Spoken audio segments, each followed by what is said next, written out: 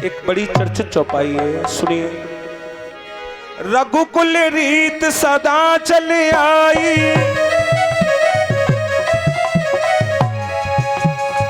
रघुकुल रीत सदा चल आई, प्राण जाए पर बचन न जाई, रघुकुल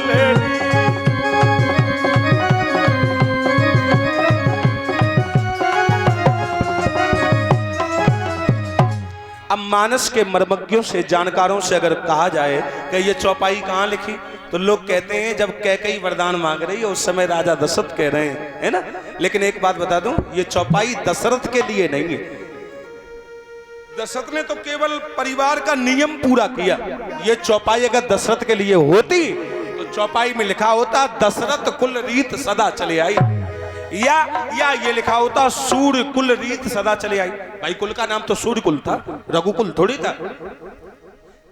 अब रघु का नाम आ गया, इसका मतलब ये चौपाई राजा रघु के लिए ही लिखी गई।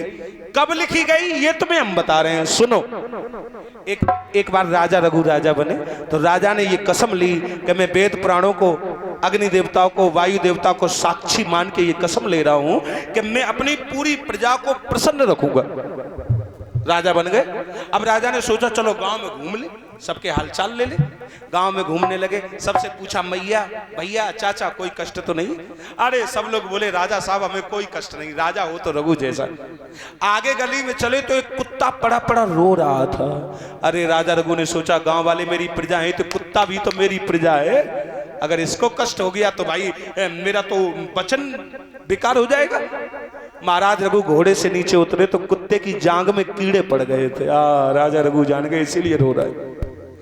लाओ कुत्ते की जांग के कीड़े बाहर निकाल के फेंक दे। जैसे ही राजा रघु ने एक कीड़ा कुत्ते की जांग से निकाल के बाहर फेंका तो जितनी जोर वो कुत्ता तड़प रहा था उससे ज्यादा जोर वो कीड़ा तड़पने लगा।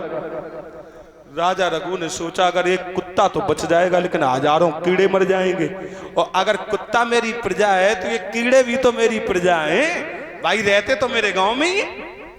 राजा रघु ने कह दिया मैं सूर्यवंशी राजा रघु हूं, न मैं कुत्ते को मरने दूंगा न मैं कीड़ों को मरने दूंगा। राजा रघु ने निकाली तलवार और अपनी ही तलवार से अपनी दाहिनी जंघा को चीर लिया। कुत्ते की जांग में जितने कीड़े थे एक एक कीड़ा निकाला, राजा रघु ने अपनी जांग में फिट कर लिए, अपनी जांग में भर लिए। धीमे धीमे एक समय ऐसा आया जब राजा रघु के पूरे शरीर में कीड़े पड़ गए, प्रकोप बढ़ा। वो कुत्ता तो स्वस्थ हो गया और राजा रघु से धोखे में एक बार गौ माता की हत्या हो गई थी। तो राजा रघु को श्राप लगा था कि जब तुम मरोगे तो तुम्हारे पूरे शरीर में कीड़े पड़ेंगे। तो राजा रघु ने सोचा कि हमारे शरीर में तो वैसे ही कीड़े पड़ने, कम से कम एक कुत्ता की जान तो बच जाएगी। जैसे ही राजा रघु मरने लगे तो देवता लोग फूलों की वर्षा करने लगे, जय जयकार करने लगे। अरे धन्य हो राजा रघु, जो तुमने कह दिया वो करके दिखा दिया। सुनो, अरे रघुकुल रीत सदा चल आई,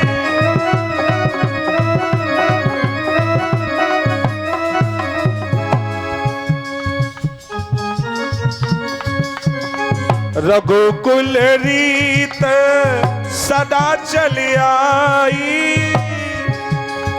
प्राण जाए पर बचन न जाई, रघुकुल रीत।